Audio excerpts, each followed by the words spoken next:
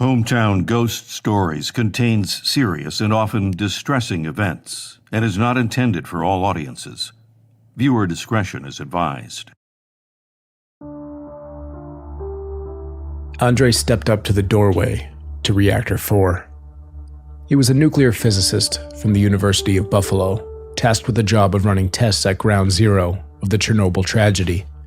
It was 7:30 a.m., and his breakfast was sitting in the pit of his stomach like a lump of concrete. He had been doing a pretty good job keeping his composure when speaking with the facility staff, but now here at Unit 4 by himself, he felt himself shaking slightly from the anxiety. He pulled out his handheld Geiger counter with his clammy, trembling hands. As he confirmed the levels were safe, albeit considerably higher than other areas, he heard something from inside the concrete shell. It sounded almost like a distant human screaming and seemed to be emanating from deep within the reactor. Thinking his ears were playing tricks on him, he leaned closer, not quite touching the wall, but close enough for him to hear what was most certainly a human voice, and it was screaming about a fire. Startled, Andre jumped back as if he had stepped on a rattlesnake. He hurried back upstairs to the men who had let him in. Catching his breath, he explained that while taking readings, he could hear someone faintly but desperately screaming for aid in putting out a fire.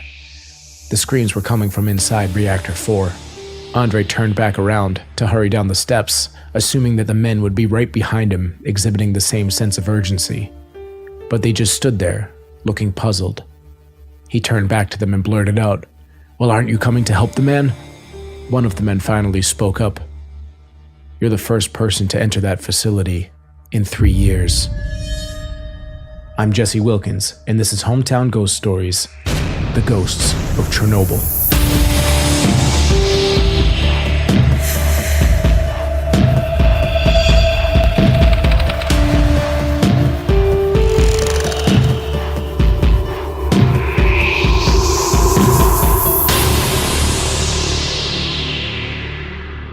Lying about 130 kilometers north of Kyiv, Ukraine, and roughly 20 kilometers south of the border with Belarus, sits Chernobyl Power Complex. The area is a Belarusian-type woodland, sitting about 3 kilometers from the city of Pripyat, where roughly 49,000 people lived in the 1980s. The old town of Chernobyl, which had a population of 12,500, is about 15 kilometers southeast of the complex. In total, over 100,000 people lived within a 30-kilometer radius of the power plant. The complex consisted of 4 nuclear reactors of the RBMK-1000 design. Construction began on the first 2 units in 1970 and were completed in 1977. The second 2 units were of the same design, and those were completed in 1983. An artificial lake which provided water to cool the reactors sat to the southeast, where construction had begun on 2 additional units, but those would never be completed. The RBMK-1000 is a Soviet-designed and built graphite-moderated pressure tube-type reactor. It used slightly enriched uranium dioxide fuel. It's a boiling light water reactor. To explain it in simple terms, 2 loops would feed steam directly to the turbines. Water gets pumped to the bottom of the fuel channels, which boils as it travels up the pressure tubes. This would produce steam, which would power the turbines. The vertical pressure tubes contain the zirconium alloy-clad uranium dioxide fuel around which the cooling water flows. These tubes are surrounded by graphite. The graphite acts like a moderator, which slows down the neutrons to make them more efficient in producing fission in the fuel. Nitrogen and helium is circulated between the graphite blocks, which prevents oxidation of the graphite and improves the transmission of the heat produced by the neutron interactions in the graphite to the fuel channel. The core is about 7 meters high and 12 meters in diameter. Emergency core cooling systems were incorporated into the reactor design. The RBMK-1000 reactor also had a positive void coefficient, where an increase in steam bubbles, aka voids, is accompanied by an increase in core reactivity. It would later be discovered that the RBMK-1000 had some massive design flaws, and the Soviets cut corners to save money when it came to safety measures surrounding the Chernobyl power plant.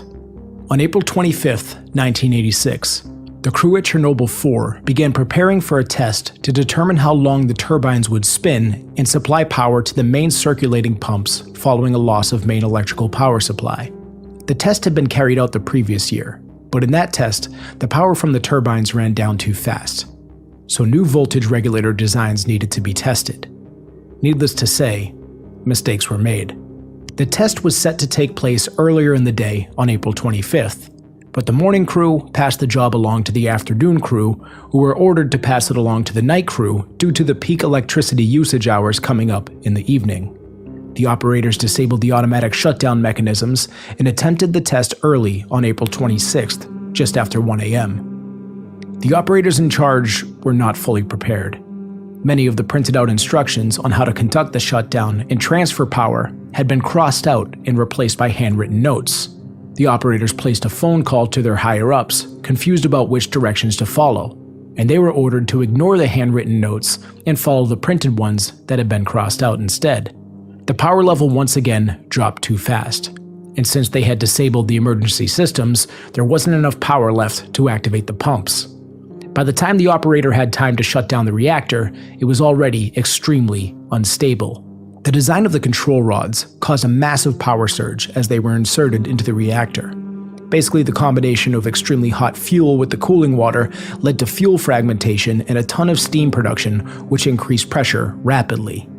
This reduced the amount of valuable cooling water, and a positive void coefficient was occurring. This caused a massive power increase. Basically, more steam equals less water equals more power equals more heat equals even more steam. As power increased, less and less cooling water was sent to the reactor. At 1:23 a.m., they hit the EPS-5 emergency scram button, which would send all remaining rods into the core. A large reason why the core was so unstable was because all of the rods had been removed during the test, leaving them with little control over the reactor.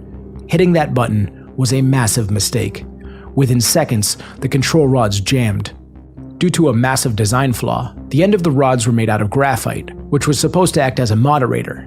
But with the core so unstable, it was producing about 7 times the amount of power that it was supposed to. In this state, the graphite tips would only increase reaction inside the core. The heavy metal cover plate of the reactor partially detached, leaving the core exposed. This ruptured the fuel channels and jammed the control rods that were only halfway down at the time. Steam continued to generate as the ruptured emergency cooling system was being dumped into the core, and boom! A steam explosion released fission products into the atmosphere. Within 3 seconds, a second explosion threw out fragments from the fuel channels and hot graphite. The second explosion was likely caused by the production of hydrogen from zirconium steam reactions. 2 workers were killed from the explosions. About 300 tons of graphite was ejected along with the fuel. Fires began to spread, causing the main release of radioactivity into the environment. An estimated 200 to 300 tons of water per hour was injected into the intact half of the reactor using the pumps, but this was stopped when they realized that it would probably flood units 1 and 2, which would have made the situation even worse. 2 trainees were sent into the reactor hall, ordered to lower the rods by hand. They only remained inside the room for about 1 minute before turning back, shocked by what they saw and realizing that this task was absolutely impossible. The pair returned to the control room to report on their findings. Their skin had already turned a reddish brown from exposure to such high levels of radiation, and they reported that the core was completely gone. Both of them died within weeks. Part of the roof had collapsed, causing Turbine 7 to catch fire, breaking an oil pipe in the process, which spread fire around Reactor 4, setting the roof ablaze. Emergency crews were called into action, with firefighters and first responders unaware of just how serious this kind of explosion was. Sand, clay, and lead were dropped onto the burning core by helicopters in an effort to extinguish the blaze and limit the release of radioactive particles. This sand would eventually turn into lava, which would create further problems down the line. All of the xenon gas, roughly half of the iodine and caesium, and at least 5% of the remaining radioactive material in the reactor's core was released in a massive, poisonous cloud. Most of the material was deposited close by as dust and debris, but the lighter material was spread out by wind, passing from Ukraine to Belarus, Russia, and even spread over Scandinavia and Germany. Firefighters were able to extinguish the fires on the roof of the turbine building. At least 6 of them paid the ultimate price, dying from radiation doses. At least 28 people died within the first 24 hours after the explosions. Many firefighters and workers at the power plant developed acute radiation syndrome, which occurs if a person is exposed to more than 700 milligrays within a few minutes. Common ARS symptoms include nausea, vomiting, headaches, burns, and fever. Whole body doses, which are between 4,000 and 5,000 milligrays, would kill about 50% of those exposed. And for those who were exposed to over 8,000 milligrays, there wouldn't be a single survivor. The firefighters who died on scene had an estimated range up to 20,000 milligrays. The volume and intensity of radioactive particles released that night was equal to 10 atomic bombs dropped on Hiroshima. And that doesn't even account for the hundreds of tons of reactor fuel and graphite that landed all over the power plant. As the core continued to burn, the site needed to be cleaned up and sealed off fast as radiation continued to spread. Roughly 200,000 liquidators from all over the Soviet Union were involved in the recovery and cleanup over the following year. Citizens in the surrounding cities were rounded up and evacuated, many departing with only their clothing on their backs. All personal belongings, pets, and vehicles were left behind. The town of Pripyat was evacuated on April 27th, and within 3 weeks, around 116,000 people that had been living within a 30-kilometer radius had been evacuated. The death toll from the explosions at Chernobyl is nearly impossible to pinpoint. The initial deaths on site officially ranged from 31 to about 50, but hundreds of thousands of liquidators were exposed to the radioactive material, as well as thousands of residents who lived nearby. There's a considerable debate concerning the number of projected deaths that have yet to occur due to the disaster's long-term health effects. It's estimated that between 4,000 and 16,000 people may have developed some sort of radiation-induced cancer. The Soviet Union downplayed the severity of this incident from day one. Hell, they denied it from minute one. They denied that radiation had any effect on the population, mindlessly sending soldiers and workers to their deaths to clean up the toxic mess. Initially, officials only reported on the 2 deaths from the power plant workers who died in the reactor's explosion. Later that year, they would increase that official count to 30, which accounted for the 28 deaths of the additional workers and first responders. But locals begged to differ. They saw firsthand the horrifying effects that this disaster had on their bodies, their children, and livestock. Children were born with birth defects, stillborns and miscarriages skyrocketed. Pigs and calves were born with missing or extra limbs. In the first 5 years after this disaster, cases of cancer among children increased by more than 90%. But still, the Soviet Union denied that this had anything to do with the explosions at Reactor 4, even calling the citizens' growing concerns, quote, radiophobia. Lyubov Sirota, a Ukrainian poet and Pripyat evacuee, reported on what she saw and the effects that the radiation had on her body. Quote, "They did not register us, and our deaths were not linked to the accident. They wrote us off as a lingering stress, cunning genetic disorders. Thousands of competent functionaries count our souls in percentages. They wrote us off." An evacuee from a village nearby, named Nikolai Kalugin, claimed that his daughter died in the weeks after the accident as a result of what he maintains were unrecorded local cases of radiation sickness. Quote, "They brought in a little coffin. It was small, like the box for a large doll. I want to bear witness. My daughter died from Chernobyl, and they want us to forget about it." Despite the Soviet Union's effort to cover up the true horrors of the accident, Russian affiliates at the Annals of New York Academy of Sciences published a report that estimates around 985,000 premature deaths as a result of the radioactivity released in 1986. It's estimated that the area around Chernobyl won't be safe for humans to inhabit for at least 20,000 years. Yuri Andreev worked as a power plant system engineer in the Chernobyl power plant. On the night of the explosions, he ran to the scene of the accident to help out in any way. Yuri and his group had to shut down Reactor 2, and they were exposed to a lethal level of radiation in the process. Yuri was hospitalized with radiation sickness and nearly died. During his stay, in his dreams, he kept seeing the same image. It was a pine tree in the shape of a cross. He believed that this was a sign from God. Sitting 1,600 meters from Reactor 4 is a pine tree of this exact description. The tree had a bit of a reputation already. In World War II, during the German occupation of Ukraine between 1941 and 1944, this tree was used by Nazis to hang Russian soldiers and partisans, earning its nickname, the partisan tree. It stood between the Chernobyl power plant and the city of Pripyat. After the explosion, the radiation cloud began to move towards the city, where thousands of residents had yet to be evacuated. Miraculously, when the cloud reached the partisan tree, it inexplicably split and seemed to move to the left and right instead of passing directly through the city center, possibly killing thousands. Yuri reached out to a bishop and described the images from his dreams and received his blessing to have an icon made. The icon depicts Jesus Christ in the clouds. Below him are doctors and construction workers, as well as victims of the accident. The power plant sits in the background, and the partisan tree stands in the middle. Jesus is depicted holding a scroll referencing the book of Revelations.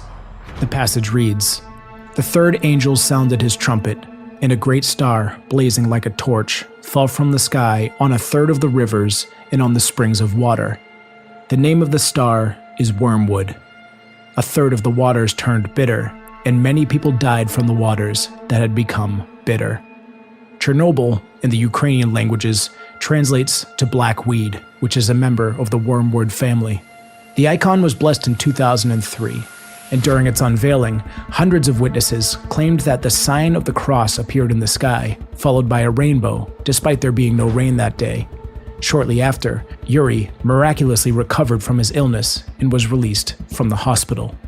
In the days leading up to the tragedy, workers at the Chernobyl power plant began reporting odd sightings.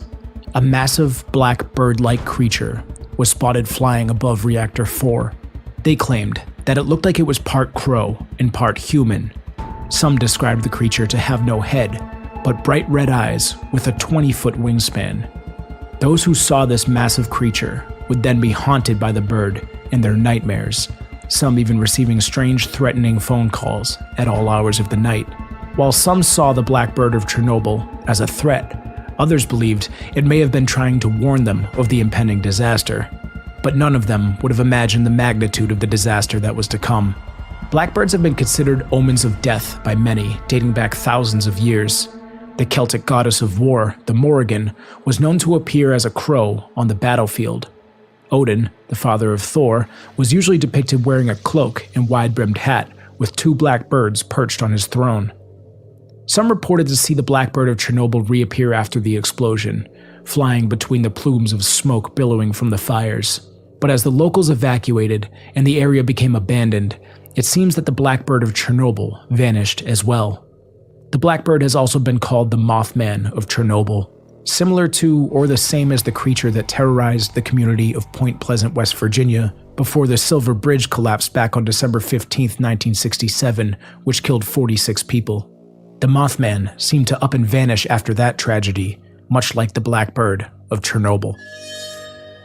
Andrei Karusakov, a nuclear physicist from the University of Buffalo, went to Chernobyl to conduct tests. His first stop was to Ground Zero of the tragedy, Unit 4. He arrived around 7:30 a.m.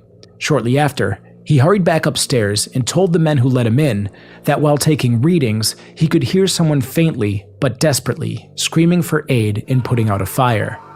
The screams were coming from inside Reactor 4. They informed him that he was the first to enter the facility in nearly 3 years. They also reminded him that in order to enter the restricted area, they needed a handprint, a password, and would need to bypass the alarm system. It was impossible that he was hearing an actual human being inside of Unit 4. Later that same evening, he was eating outside with a colleague by the river. As he was telling his strange story from earlier, they noticed a light turn on from inside the locked building. They found this odd, since nobody was inside at the time. They chalked it up to faulty wiring, but as soon as they said this, the light turned back off. The city of Pripyat remains deserted, but visitors have been reporting sights of supernatural beings for decades. Mysterious sightings of ghost-like human figures, which resemble those who died in the accident, have been spotted more and more frequently in recent years. Destination Truth was one of the only paranormal teams granted access to the restricted zones to conduct an overnight investigation. During their 2009 stay, they captured images in the shapes of human beings on thermal imaging equipment. These figures appeared to be running around what were supposed to be abandoned buildings, with multiple figures showing up in the abandoned hospital. They also experienced equipment malfunctioning, as well as batteries draining. According to Veronika Vadraba, who was a 4th grader at Pripyat in 1986, she periodically travels back to her childhood home in the exclusion zone and claims that recently she had been seeing the ghostly figures of friends and family who died from radiation sickness. Veronica claims that these figures had no face and would most frequently appear at schools and playgrounds. In the school building, investigators spotted a figure in the 2nd-story window. When they climbed the stairs to investigate, they heard the sound of one of the pianos being played. There was one consistency during the paranormal investigation at Pripyat. Every time something unexplained would occur, the Geiger counters would spike. The unmistakable clicking sound would go faster and faster before a paranormal event would occur, causing the investigators to move on from the area for their own safety. Chernobyl will always be remembered for the nuclear disaster that happened in 1986, and those who were brave enough to risk and sacrifice their lives to clean up this toxic mess and literally save the world. But with limited access to this abandoned exclusion zone, plus with the war now raging in Ukraine, the mysterious supernatural happenings inside of Chernobyl will remain a mystery for now. I'm Jesse Wilkins, and this is Hometown Ghost Stories, the Ghosts of Chernobyl.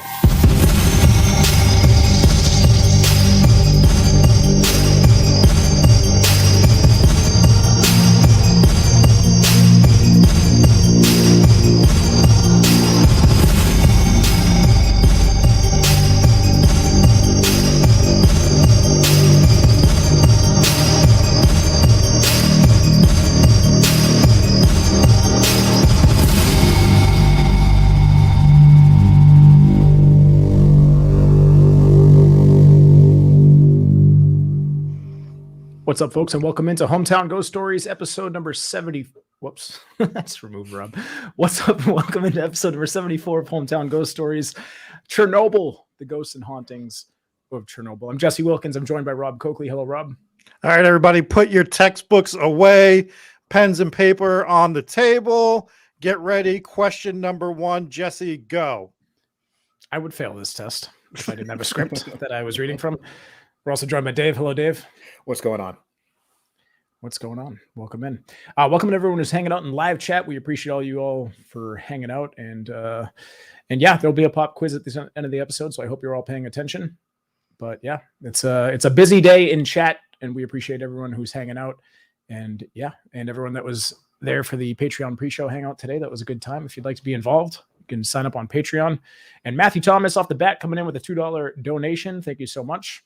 Appreciate that. Thank you, Matthew. Thank you. Hometown Nuclear Physics Stories, says Captain McSlugs. We were talking about you in the Patreon pre-show hangout because you have all the gas masks, and we really blew it by not preparing ourselves by coming in with, the doctor's cloak. What do you call that thing? Lab coat. Lab coat. Yep. Doctor's cloak. Doctor's cloak. Could have had doctor's cloaks, as you could tell. Let me start off by saying this. I am not a nuclear physicist. I know I may have convinced some of you, but if you feel the need to go in and correct anything that I got wrong, don't, because we're not going to know what you're talking about if you correct it anyways. So the sources. So relax with your teacher's smock.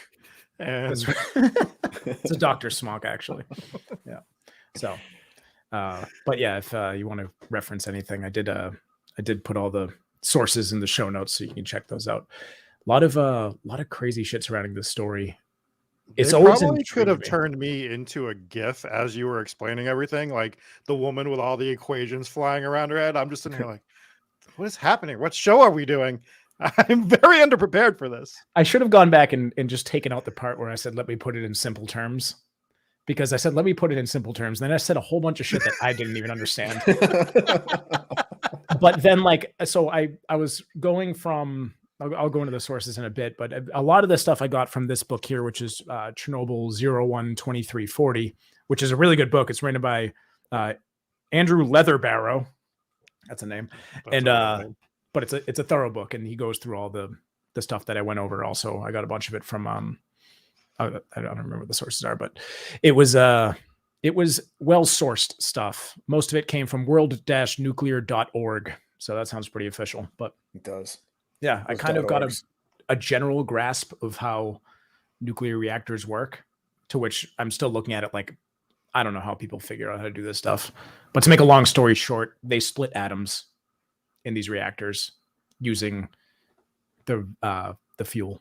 So that is the real simple terms for you. And You try to learn it splitting in like 4 days. So like, knocked it out.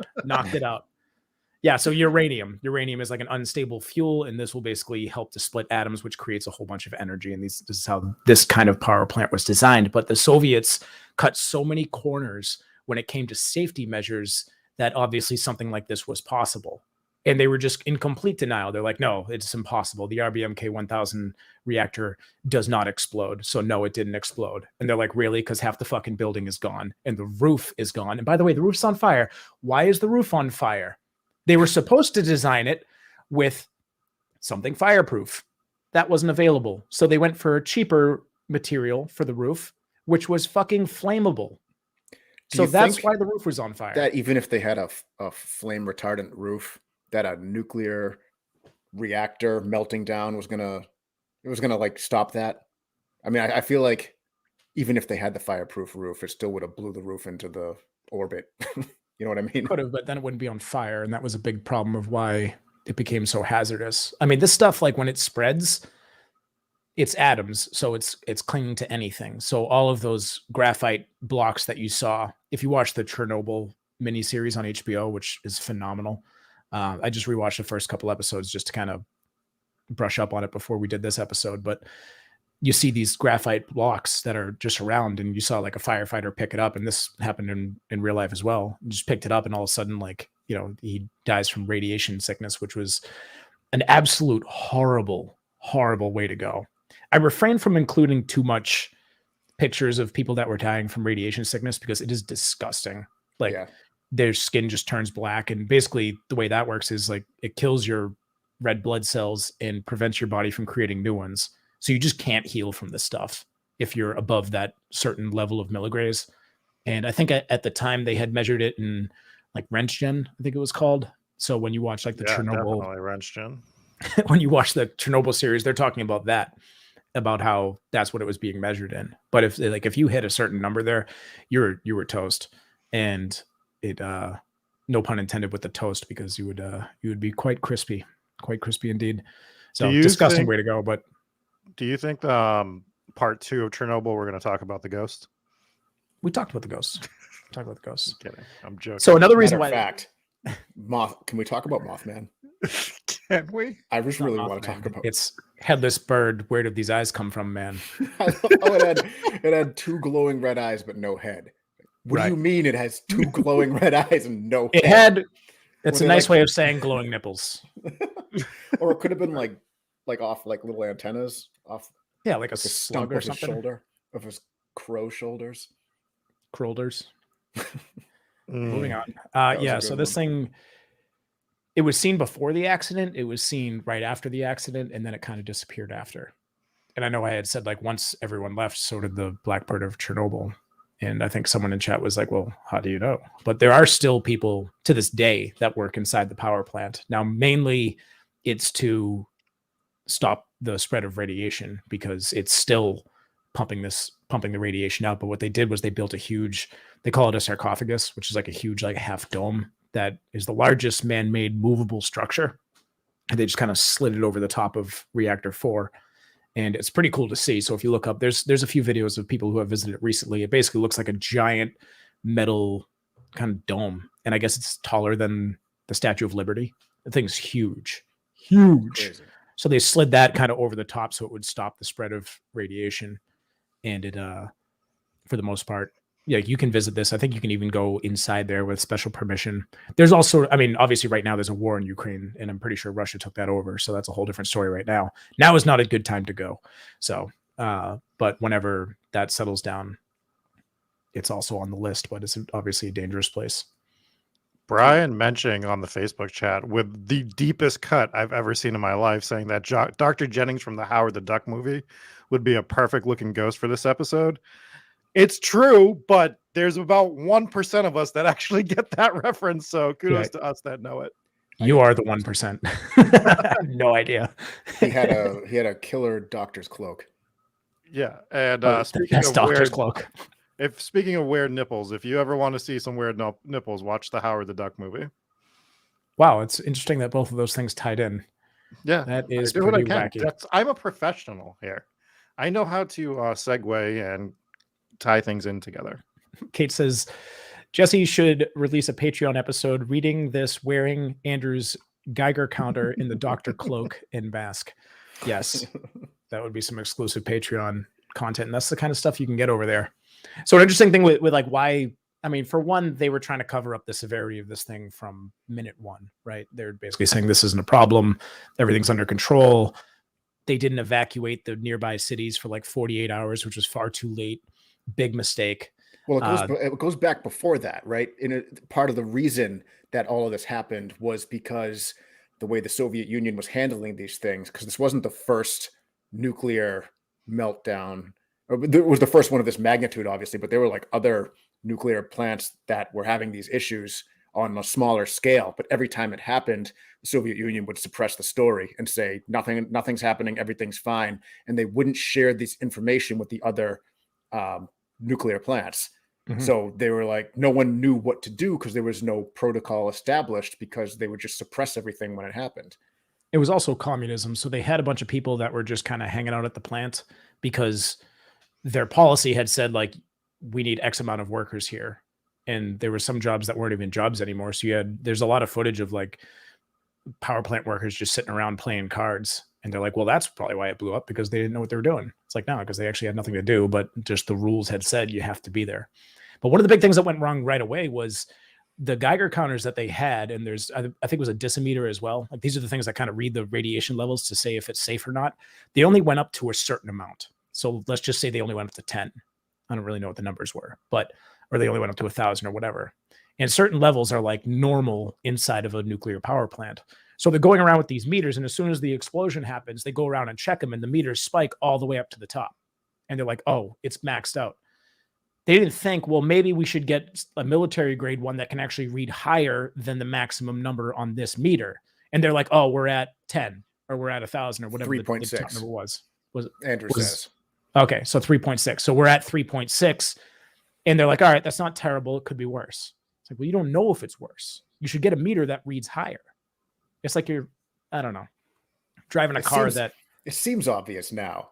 But I guess like at the time they were like, oh, it's maxed out. You wouldn't think it could be maxed out times 1,000,000. You're not thinking that. You're thinking about if the max is 3.6, maybe you're like, maybe it's higher, maybe it's 5, But Chat seems to be upset that I didn't talk about the elephant foot. And I'm sorry.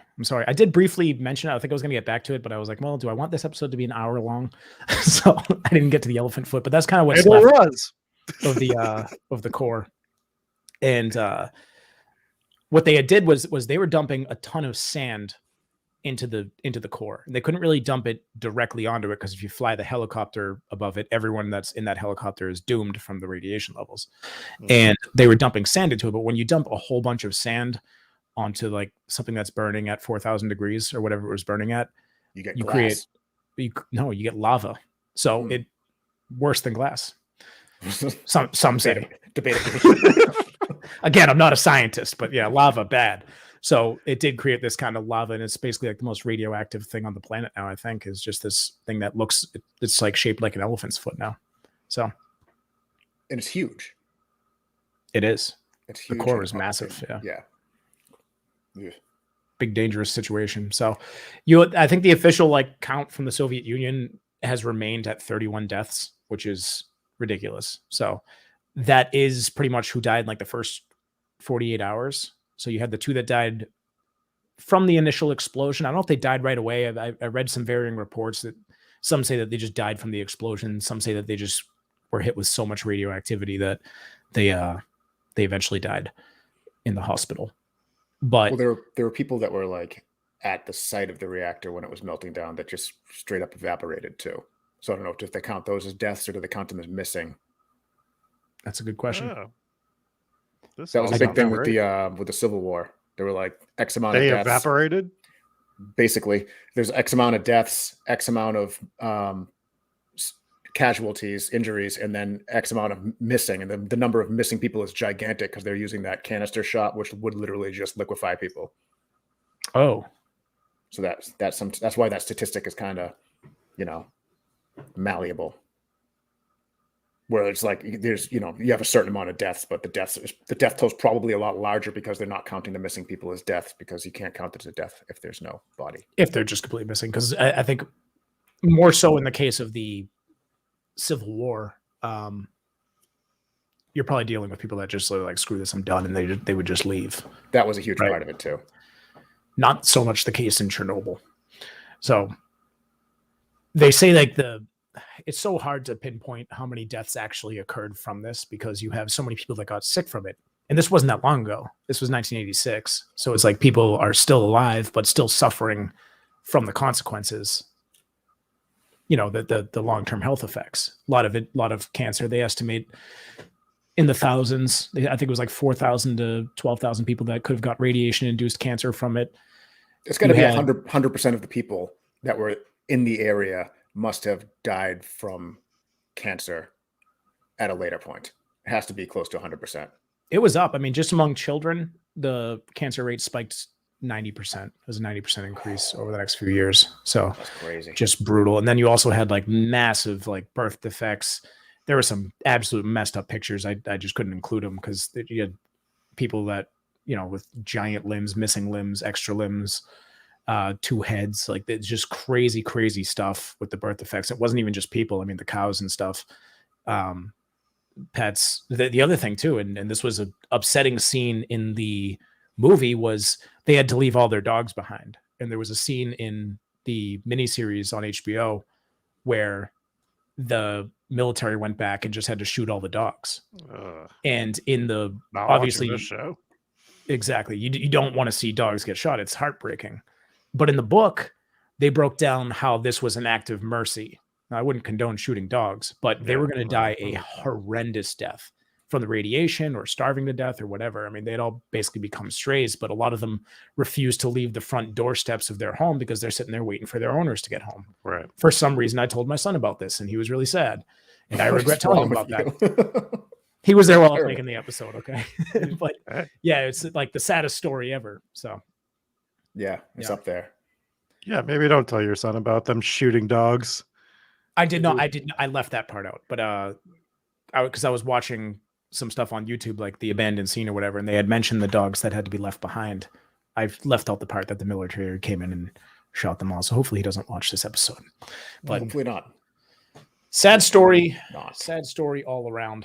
But I mean, and I mentioned it at the end of the episode, was that the efforts that they put in, like the crew that was there, literally saved the world. If not, then it saved that continent.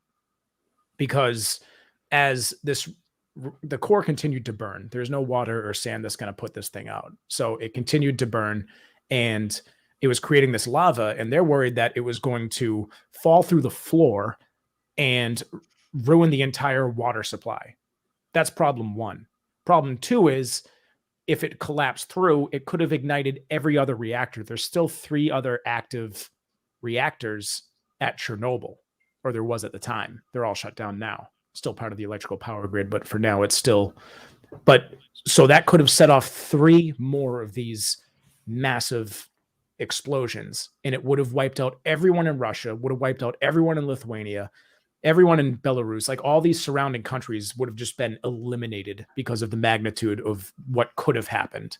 And you saw some of the extra steps that they took to prevent that from happening. One of those was they sent the whole mining crew to dig a tunnel underneath the reactor. And what they were going to do was like install like a cooling unit underneath, basically throw a little AC in there, cool down that core. And by the time they had dug this entire tunnel, it started cooling down on its own. So that was a big waste of time. It's the from thought what I that counts. understand. Dude, Definitely these the guys thought worked that counts. hard. Yeah. Gotta So- send in Ben Affleck and Bruce Willis to take care of that situation, as we saw in Armageddon. Yep. If you need something drilled, that's who you call. You don't Yes, train you the can. scientists to drill. You train the drillers to be scientists. That movie makes no sense. Do you think the guys who dug this tunnel for no reason dug it, and then they found out that the reactor was cooling on its own, and they were disappointed? No, because they were getting paid. Not that much. Yeah, not that much. Not worth dying over, which most of them probably did. So can't pay me enough. But I mean, a lot of these people they did a good job of explaining this in the miniseries, was that a lot of them were just like, they laid it on them like, listen, do you want to save the entire country? Because that's what's on your shoulders right now. And these were some gung-ho people that, were all about it. And they went ahead and got the job done. So was it as quick as it could have been? Did the higher ups handle this situation well at all? No. I mean, they should have evacuated immediately. They shouldn't have denied what was going on. They should have warned surrounding cities and countries that this radiation was spreading to. They said that like traces of this radiation spread all the way to the United States. That's I'm sure. Yeah. far. It's this similar with the one in Japan that was several years ago there. Was it Mhm. Fukushima? I think with the Yeah. with the tidal wave. That one also spread. That one caused a lot of damage. I don't think it Yeah. was as big or as much fallout as Chernobyl, but it was up there. It's up there. Yeah. I don't really know why that one doesn't get the press that it got. It was mentioned a lot of times in this book. And basically the company that was handling it, which was basically the company that ran the power plant, they were cutting corners in the cleanup, and they were dragging homeless people off the street and being like, you get a shovel, you're cleaning this up. And the government As was if they like, don't have it bad enough. yeah, the government's like, you gotta stop doing that. And eventually I think the government just took over that operation. I haven't read too much into that, but they did mention it, like I said, a few times in this book. But it is a fact that they were just grabbing up homeless people. Yeah. So in regards to like some of the paranormal stuff, as we were going through this episode, we always talk about like ghosts and how they like take energy and stuff like that. Mhm. Do we think that some of the ghosts are showing up like as radioactive energy, and that's why we're getting a lot of the hotspot stuff that they're capturing out there? That's what the episode that I watched was leading towards. Mhm. And it added up with when they were capturing stuff. I mean, you never know, it's TV, so you don't know if they're just adding in sound effects or whatever, but it seemed to be that every time some sort of paranormal event would take place, Yeah. the Geiger counters would start clicking more and more and more. And Geiger counters are a thing that have been used for a long time in paranormal investigations, where they do believe that there's some sort of connection between radioactivity and some sort of hauntings that are about to take place. And then you also had the cases with the equipment draining, and then something would happen, which is very common, obviously. Yeah. It just that's what kind of struck me as we were talking about this, because we're talking about people like literally melting, which is terrifying, but they're liquefying because of energy. So maybe they are, I'm not trying to make this like a superhero movie, but like just in terms of like the paranormal energy, that they are just like storing that paranormal energy, and whether it be a residual or what have you, haunting, it could be because of all that radiation energy on top of the massive tragedy, right? And living there the whole time. Exactly. So Pripyat was it was a town that was built for people to work at Chernobyl, basically. It was a relatively new city. The average age there was like 26. It was a bunch of young, smart people, like the brightest minds from all over Ukraine and Russia would go there and kind of put in their work inside of Chernobyl. I do want to get to these comments because we have like the actual scientists here. So Rachel, who knows things, said radiation is high energy particles, so it checks out. And then Catherine, I didn't read this comment, but I hope it's good, says radiation is very high energy. If paranormal activity uses energy in any form, this would be an epicenter. Okay, they were good comments. That's good news. So it checks out. We do have the scientists in chat, and I appreciate that. And Rachel has studied this stuff, so I believe you. Yeah, I think that like I said, dates back a long time, is using Geiger counters to measure radioactivity, because they do believe that that's connected to hauntings. Very interesting stuff. It is. And Andrew has one. He brought it over, and we were checking out. My wife collects uranium glass, which is radioactive. and we were Sounds like a checking great out idea. the. It's Well, more it's dangerous not- than lava. Don't you know this?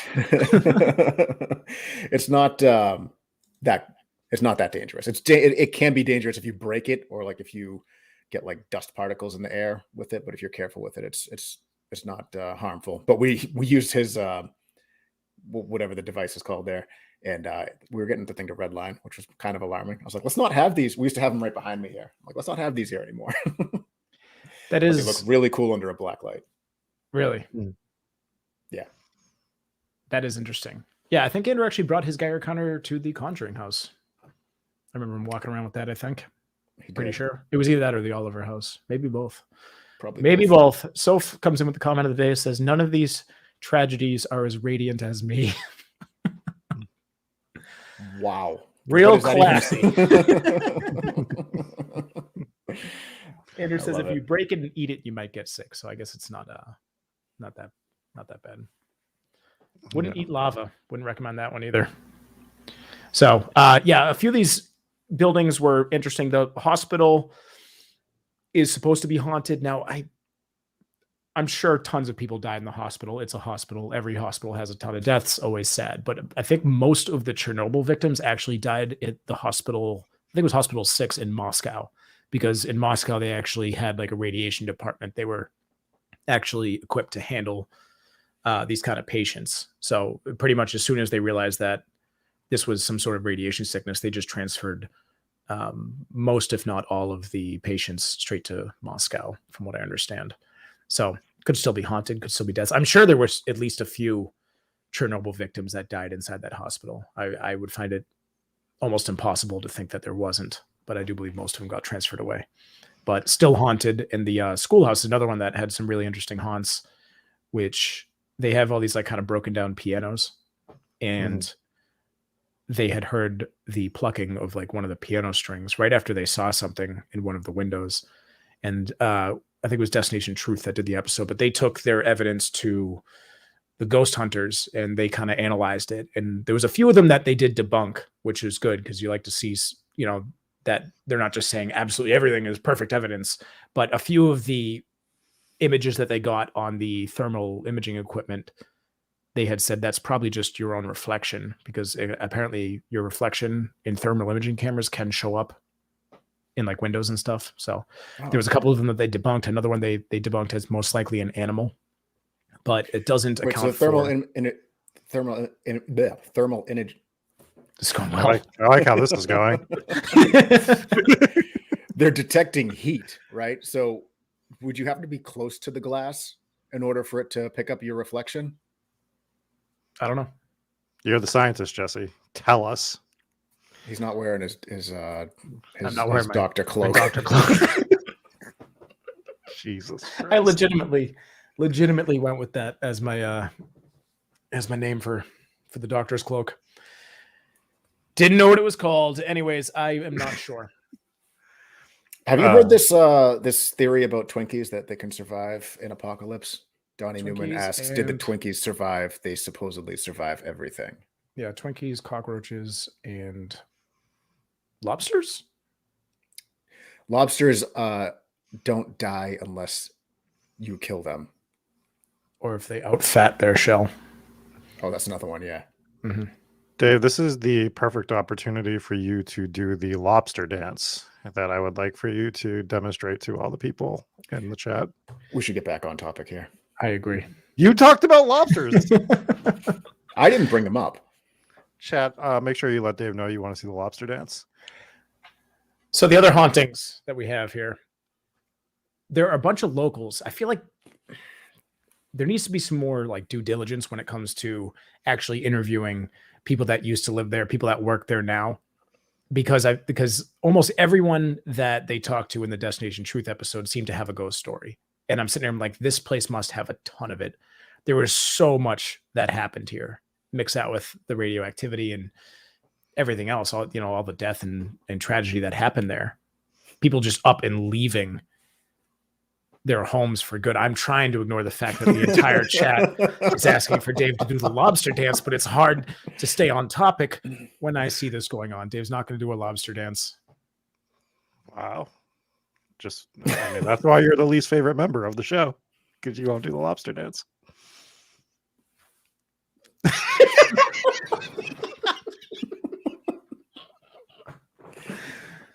W. All right. We got past that. I would like to talk about the woman who actually lived there and has now seen the ghost of people that she knew that perished in this tragedy. Yeah, so that's one of them that I was just talking about, where basically she was interviewed in that Destination Truth episode. Ricardo coming in with $4.99 in super chat for the lobster dance and pics of elephant foot. I'm gonna have to pull up a picture of the elephant's foot. And her story was that she had been returning to her childhood home, which is inside of this exclusion zone. And she was saying that more and more frequently she was seeing people that had passed away in the tragedy or passed away after from radiation doses. And her description of this, the way that she described it, made it sound not scary. But when I relay the story, it sounds way scarier than she was making it out to be. She's basically saying like, oh, it's nothing scary. It was, you could tell it was them, but they had no face. And I'm like, that really doesn't make it less scary. In fact, that makes it a lot more scary. Yeah. So I don't like that. That's terrifying. Yeah. The faceless stuff is always scary, right? Like it really is. It just, for some reason, that whole situation, just is like, it adds a layer. I feel like anytime you have like an apparition of a human, but there's some sort of distortion that makes it not, whether it's no face, no eyes. There was one we heard that had like a really long neck, stretched out neck. It's just extra disturbing when it's in human form, but something's missing or very off, right? Like it's just exactly. It's a very different situation, because like you could walk up to a ghost, as we all do every day, probably. But if it looks normal, you're still going to be terrified. You're still going to be scared. But there's like a familiar essence there. But if you like walk up and something turned around and had no face, you are going to absolutely shit your pants and run. Not that you wouldn't with a regular ghost, but for that especially, like if it was a person, you'd still just kind of like probably jump back, right, and be like, "What is happening here?" But no face, I'm out the door. I'm out of there. Goodbye. Same. Captain McSlugs drops $4.99 in super chat and says, "Dance, peasant." You only get the one. Yes. Stitch Kitten also drops $2 in super chat. Thank you so much. We appreciate that. Thank you all for that. And that's another thing. I don't know. Is it something that's with the demonic? And I don't mean to put you on the spot, Dave, but you're a resident expert on everything Ed Warren. So they say that like if something demonic is trying to play itself off and appear as someone you know, there will always be something that's slightly off with the apparition. So if you're like, oh, I saw the ghost of my father, but poor father has like, you know, an extra Chernobyl arm or something, right? Yeah. And like, so there will always be something off. Could be an ankle twisted, could be, you know, maybe it's missing its nose, maybe it's missing its face. That's something to do with the demonic. I'm not saying that there's anything. Yeah, no, that's one theory, that if you are looking to, if there's something that if you want to know if a entity is a demonic entity, then there will be exactly like what you said. There will be one distorted feature. Right. It's something to look out for, because obviously the kind of paranormal experiences that people really look for is getting a message from a loved one who's passed, right? Mom visited me, right? She had this message to tell me. But if there's something off with her, it's something that you really need to be careful for, because this is another thing that demonic entities will try to do, is earn your trust. And one of those ways would be appearing as someone that you trust, you know, to let down your guard. Right. Pay attention, because there was one specific one where there was a loved one that had passed away, and it was a child. So chat's going to love that part, but it was the ghost of a child. But when it would talk, I don't remember whether it was like a nephew, a niece, or a son or daughter, but when they would talk, the mouth would open too wide, and they were like, "That is weird. That's like a weird detail," and it just screwed with them. So when they brought it to the priest or whoever it was, whatever expert that they were talking to at the time, they were like, "Oh, that is the the one distorted feature that would signify that this is a demonic spirit. Mm. Matthew That's T drops that. $20 in super chat. Says dance monkey. I think you have yeah. to for $20, Dave. It's getting up there. Rewind Rob, I the tape. apologize. I feel like I interrupted a good point that you're going to bring up. I was just going to bring up the point, like the opening the mouth just slightly too wide. That might be scarier than no face. Yeah. Because it's just, I don't know. That's a creepy one. This Right. has quickly turned into the most terrifying conversation we've ever had on Hometown Ghost Stories. Like, I'm horrified by the entire conversation. Yeah. And what's funny is it starts back from a story that she prefaced by saying, "This is not scary. Something that Not scared me. It was terrifying. just they just didn't have faces." Right. Yeah, they just look like moving mannequins, basically. Which no one's afraid of moving mannequins, right? No. Ron Meshpesher comes with a $5 donation. Says, as head of the legal counsel for Hometown Ghost Stories, please remember to hit that thumbs up button. Thank you, Ronald Meshpesher. Appreciate that. He's always dotting all the T's and crossing all the I's for us. That's right. He That's is. that's why we keep him on retainer here at Hometown Ghost Stories. Yeah, I guess any like abnormal facial feature. You've seen the eye ones too, right? Where the eyes are too big. Mm-hmm. Those, or if they're missing. well, yeah, missing eyes is creepy as hell too. But yeah, the too big, the black eyes, the black-eyed children. Like there's so many like just things that are just off by one thing, and you're just absolutely in a panic mode situation where you need to get away from whatever that is. Yeah, and that's probably why they think it's demonic. I'm not saying it is or isn't, but because it's so off in the way that it makes you feel, it's going to make you feel like something demonic's around you. Yeah, I don't know what the reasoning is that gets equated with demonic stuff, but something to look out for sure. And then there was another guy that got interviewed. He was like, I think he was like a driver or a security guard. No, he was a guard that worked.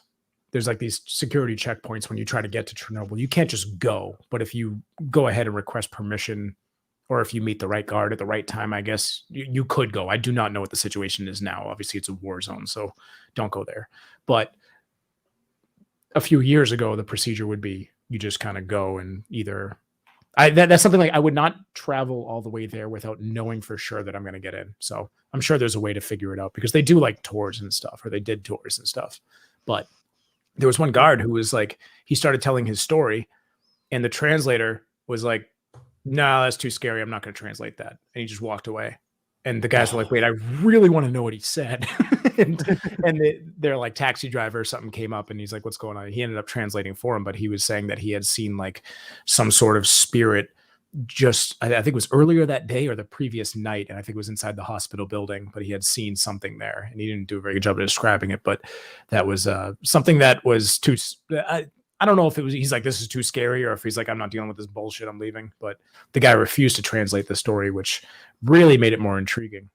But it seems like, it just seems like everyone's got a story over there. So it's like, I want to know more. I want to hear from more people that work at the factories or not the factories, but the power plants and work over there, maybe even as security, because they got to see something. It's got to be a haunted place. Yeah. And I wonder how many like, hauntings we're going to uncover the more we're able to get in there throughout the years, right?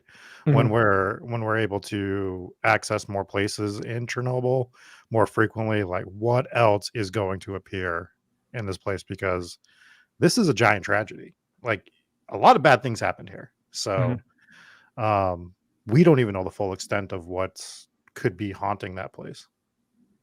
Yeah, and the energy thing is interesting. But I wonder if there was too much energy, right? With the nuclear reactor melting down and just obliterated all of the natural energy that came from the human death that would have typically led to a haunting. That's an interesting theory. And then the other thing is like I'm watching their equipment malfunction. Dave dance. I'm watching all their equipment malfunction, and I'm like, I wonder if would radioactivity have an effect on like your equipment? Because you saw this when they were doing the cleanup. They had basically brought in these robots from Germany and different places to try to clean off the radioactive material off the roof, all these like chunks of graphite and everything. So they put these like remote controlled robots on the roof, and they're just supposed to take the debris and just shovel it off the edge. and they couldn't control these robots. They couldn't move around. The TVs were dying out, or the screens or whatever. And then one robot, the German one, literally just committed suicide. The robot just was like, screw this, and just drove itself off the roof. And they're like, they're just back there like, wait, the robot killed itself. So the robot thing didn't work. They ended up just sending up more people. They're like, all right, 7 seconds at a time. That's the shift. One of you is going to go out, take basically one shovel full, toss it over, and then get out of there because you'll die. They're all going to die anyways. They all died. But the one thing that I'm watching, because there was a new documentary, which is actually what's piqued my interest in doing this. Like, I saw it like last week. I think it was on Netflix. And it was all this like found footage or previously classified footage that they've recently declassified or whatever. Mm-hmm. But I'm sitting here watching the footage, and it's showing one guy come out, shovel some debris off the roof, go back in because it's too radioactive. Another one come out, shovel some more debris off. And I'm sitting here, I'm like, this cameraman is screwed. Like, this is a guy holding this camera. And then as I was reading this book, later on, it was like the cameraman died. I was like, okay, so he did die. I was like, shit, man. And, I mean, I'm not laughing at him dying. I'm just laughing at you putting that together. And you think about these things too, like with these cameramen, and we watch people like doing these crazy stunts or stuff, or these crazy flying formations. And you're like, wait, there's a man with a camera doing everything that they're doing. The cameraman is the real star here, doing all the stuff that all these other people are that they're recording. Yeah. Like I'm watching, there's a series on Netflix of this guy who climbs shit without like any kind of harnesses, no safety equipment. Pretty sure he fell to his death recently. Anyways, he's like climbing this stuff, and I'm sitting here watching, and I'm like, there's a cameraman too. And whether or not he has a harness, he's doing this and holding a camera. I'm like, that guy's what the documentary should be about. Damn, that's crazy. The same with like the poor cameramen that have to go with like Bear Grylls. You know, he's like in the rainforest, just eating leaves. Yeah, he's like hanging on a cliff by one arm, and the cameraman just looks down. It's like, oh, fuck off, dude. I got to do this now while holding a camera. Dude, like, what are we doing here? Yeah, I hate you. Yeah, so, we got way off track there, but we did. Cameramen, real heroes. Yeah, that one always paid the ultimate price. But yeah, I mean, as far as I know, I really think that this place has got to be haunted. I don't know if I buy all of the stories. So like the Mothman one it's kind of silly, but you don't want to discount it. And it was reported on before the thing even happened. They kind of made the connection after. Like, well, maybe that was a dark omen. I mean, they're seeing a bird with a 20-foot wingspan. You might see that after the radioactivity and these, deformed creatures are coming out of the woodwork, literally. But before, that's interesting. So, but the other one that I had mentioned that we didn't really talk about was kind of this miracle that happened with this guy, Yuri, and the partisan tree. So the partisan tree had the radiation cloud was moving towards it, and then it was going straight for the city center of Pripyat, which hadn't been evacuated yet. And it was like it was just where everybody was, right in the city center. That was like the residential area. This cloud could have killed thousands of people, or at least made them sick, gave them cancer or whatever. It would have doomed a lot more people. And it somehow just split at this point. And this is what created like the red forest. I included a picture of it, but I don't think I mentioned the red forest, but it's like the most radioactive forest. All of the trees just turned red, which is why they call it the red forest. And also there was a church that was affiliated with it that I didn't really mention, but this church is right in the exclusion zone. And for some reason, even right after the explosion, there was like little to no radioactivity in the atmosphere in and around this church. And they didn't really have an explanation as to why. And they had to shut it down. And it always had maintained that lower level. Even if you go there now, like there's still small levels of radiation kind of all over the place. They kind of seem like they're in pockets or they're deposited in certain material. But at that church, it's always been low. They even still have church sermons there. It was illegal for a while, but now I think they allow it. So they still like hold Sunday service at this church in Chernobyl. And that's where that icon first hung that they had designed that we talked about in the episode. So it's kind of interesting. Was the church in the Red Forest or near it? I think it's on the other side, but I'm not sure. It might be bizarre. It might be. It was very bizarre that it kind of had the lower level of radiation than anywhere else. And they also said that the church is haunted, but that seemed to be debunked because they're like, this abandoned church is haunted. But then when I found out that there's still church services there, I'm like, it's just not abandoned. So they see Right. lights on and stuff, and they hear noises coming from the church, but it's probably just people maintaining the church, even if they were doing so illegally at a certain point. So the So low levels, are they from inside the church or just in the general vicinity of the church? I think it's in and around, from what I In and understand. around? I was going to say if Yeah. the church is like built out of something that is, you know, That could block it. That could block it. Yeah. Yeah. As far as I know, it's in and around. And it's not like no radiation, but it's a level that you could survive in. Hmm. So that's something. Pretty weird But yeah, stuff. love the imagery from Chernobyl. You know, if you play Call of Yeah, Duty, it's you remember lovely. the It's Chernobyl. beautiful, Jesse. That's Where not we what are. I mean. I love places that just get absolutely liquidated. I'm not that kind of guy. But anyways, would recommend this book. It's called 012340. It doesn't go into the hauntings, but it goes through all of the science that I talked about, and also the effects that it had and the reasons that it happened, and the kind of the Soviet Union cover up. And this basically led to the fall of the Soviet Union. So it had its effects. It's still costing them like billions every year. It's been pretty crippling to that whole area. So Anything else you wanted to talk about with Chernobyl? unless you guys want me to explain how nuclear reactors work. Yeah, that's Go what into we've it. all been waiting for again. I do find what I find the most interesting is just the different type of energy and the different type of hauntings we might be experiencing when we can explore this place more. Mhm. I know they're saying that that's the reflections off the window, but maybe not. There was one that they couldn't debunk, and that was the one image that I showed on screen. And it was a really clear image of someone, and it looked like they were ducking around a corner, but where they were in that building, there was no doorway and there was no corner. So he was literally coming out of a wall, which made that even more Ooh. interesting. So, and half his body was still in the wall. So it wasn't like somebody could have just popped over during the investigation and thrown off the thermal camera. It was legitimately in the shape of a human being. I'll describe it for the audio listeners. Like you could see a clear head, and you could see a hand, and it seems like you could see like a part of a leg or part of the torso if it was crouched or whatever, but it's literally coming out of the wall, like tipping out. So it was a pretty cool image. And according to the guys on Ghost Hunters, they said that was a pretty solid piece of evidence. It was arguably their best piece of evidence that they got. They also had some girl that was grabbed there too, like something grabbed her wrist. But you never know what to believe when those kinds of things happen during paranormal investigations, especially on TV. I mean, yes, but also after it happening to me, I lean more towards it, like understanding at least. Oh, I don't discount it. I mean, I've had my shoulder grabbed and it stayed intact. So shut up, That's chat. how we. Yeah, That's why I don't believe you. that's how we know it was a human being. Right. Yeah. Yeah, something's off with this story here. Do we want to get in? Do we have a ghost story this week, Dave? I do. I have one that was sent in oh man, I don't know. Anonymously. I love it. All right. Can't wait to hear you read this. I'm looking forward to it. My mom used to work night shift at a hospital before she retired. Years ago, she had a terrifying experience that she recently told me about. During one of her shifts, she had an elderly patient that was in the ICU getting ready to pass. Oftentimes, my mom would sit and visit with her patients during her downtime. The woman was crying, so my mother held her hand and asked what was wrong. Still crying, the woman leaned over and whispered, "He's here for me." Then she said that he was evil, and when he was alive,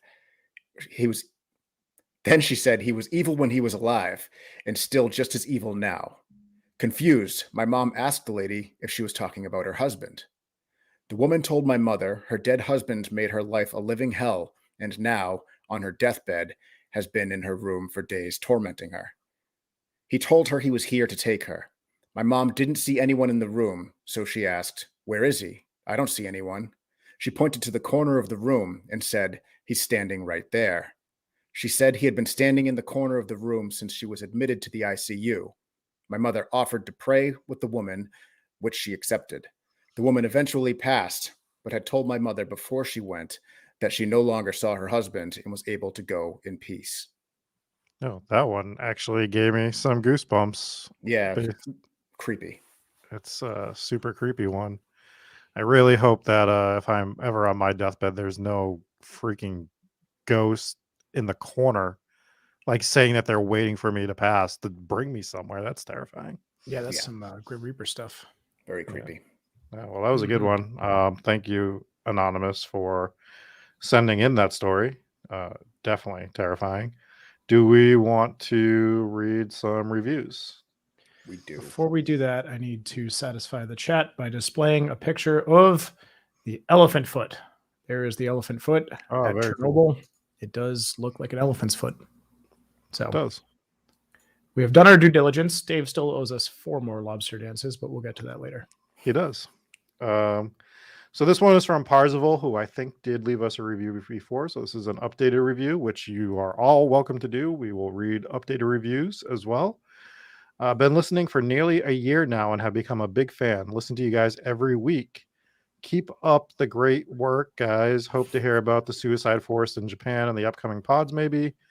Very interesting. We've actually had that one requested multiple times, so we will have to do an episode on that at some point. I don't have any plans to do it for myself in the near future, but I don't know if either of you guys do. It's a possibility. So this one is from the Groucho Marx, and it is titled Something for Everyone.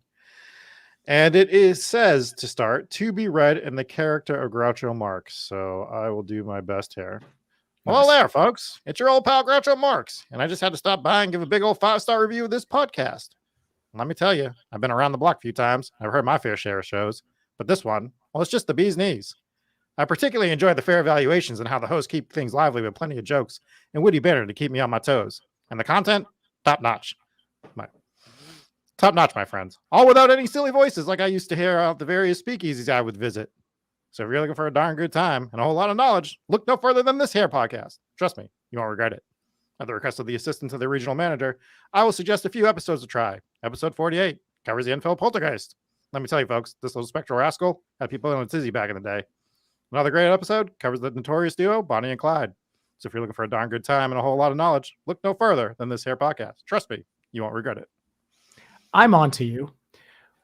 Whoever that was wanted to hit the bingo card. That's why they brought up those episodes. Yeah. Also, it's wow. Yeah. Also brought up funny accents.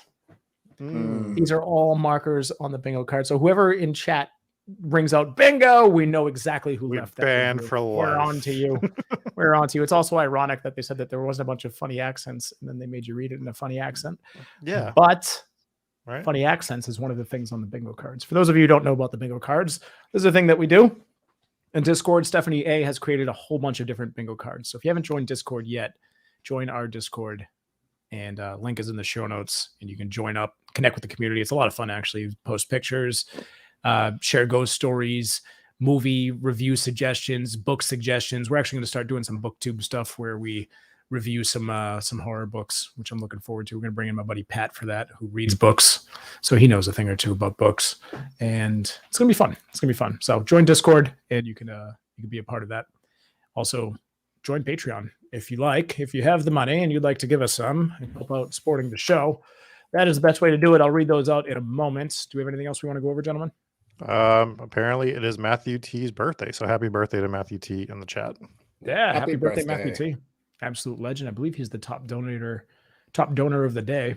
So thank you for that as usual. And let's go ahead and thank our patrons, which we have a couple of new ones, which is always fun. So for our VIPs, we have Allison V, Jeannie R, Justin T. We also have Justin T, who is also still on there twice. So thank you, Justin, twice. We have Lisa J, Mike Oubliette Blake. He officially changed his name on Patreon to an Oubliette, so we love that. We have Mom and Pops W, Robert H, Stephen V, Demon King, and Irish Assassin Gaming, who is also a VIP. So thank you to all you guys. We also have Ambi R, Anna C, Even Better Hometown Ghost Stories, Garrett, Lily, IDGAF Batch, Jake V, Janice G, Marfire, Rachel B, Stephanie A, Sydney B, Al Capone, Anthony T, Ashley M, Brandon W, Brennan B, Captain McSlugs, Cody G, Eric S, who's a new one. So thank you, Eric. Huggy Bear, Joe Roberts, Kiralee J, Mark M, Matthew T, Mariah M, Papa Squatch, Paul from St. Louis, Sarah R, Scotty L, Solar Flare, Soph, and Hooper. Thank you guys so much for being part of Patreon. We appreciate you. And Irish Assassin says HTGS lab coats on sale now. They're actually called Doctor Cloaks. Doctor Cloaks. Yeah, Dr. We'll have Cloaks. to we can make custom Doctor Cloaks with the hometown can. ghost stories, and then on the other side, it'll just say Doctor Weather Observer Nuclear Physicist Jesse, or you could customize it with your own name. Yeah, exactly. But we do have a merch store. If you are looking to get some merch, we do have beanies, as I am wearing right now, and we have shirts. Not V-necks. I am the only one with a V-neck, but we do have T-shirts available as well if you're looking for some merch, or donate millions of dollars and we just send you stuff. That's also true. Yes. Yes, we do. We appreciate that. And we appreciate all you guys for hanging out. On Friday, we're going to drop a horror movie review. We all checked out. Wait. This I can't wait. One. So a little inside knowledge on how the sausage is made at Hometown Ghost Stories. We are recording that after we finish this live episode, and I've been looking forward to this all day. Irish wants to know how much for a Rob Warren beanie. Ooh, do you want a Hometown Ghost Stories home worn one, or do you want one of my gray ones? Because talk about some radiation poisoning. That gray one might get you sick. Because I wear that thing all the time.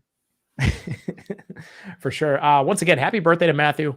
We appreciate you and we love you over here. And I think there was another comment I wanted to touch on, but I don't see it now. So, the movie that we're watching is Children of the Corn. There's a new one, 2023. And so if you haven't already, check that out. We're going to drop it on Friday. I don't even know where it's streaming. It was supposed to be streaming on Shudder, and for some reason it's not. And I have good I kind of understand why it's not, but we're not going to say anything. No spoilers. This might be our best movie review of all time, is all I'm going to say. There's potential. Yep. And it says which movie we're reviewing. Children of the Corn, the brand new 2023 one. It's going to be exciting. Pop says, can I have a sandpaper beanie for Rob? Wow. I think we'll go out on that note. Anything else, gentlemen? That's it for me. All right. We'll see you on Friday for a brand new Hometown Ghost Stories horror movie review. And then we'll be back on Tuesday for a brand new live episode. Dave, where are we going on? Oh, no. I keep trying to give it to Dave. Rob, where are we going on Tuesday? I haven't decided yet. So suck it, Jesse. Well, that is the way that I usually do things. But if you I had a plan, but I had to pivot today. Well, if you really put in the work, you could be a nuclear physicist. I'm already a meteorologist. Allegedly. So I am for fact. All right. We'll see you guys next week. I can tell you how much it weighs. I can tell you what the weather is. Shut up. Just roll the credits. Luckily, I'm a doctor. And Rob just had a stroke at the end of the stream. I'm going to go administer medical attention at once. Mayday.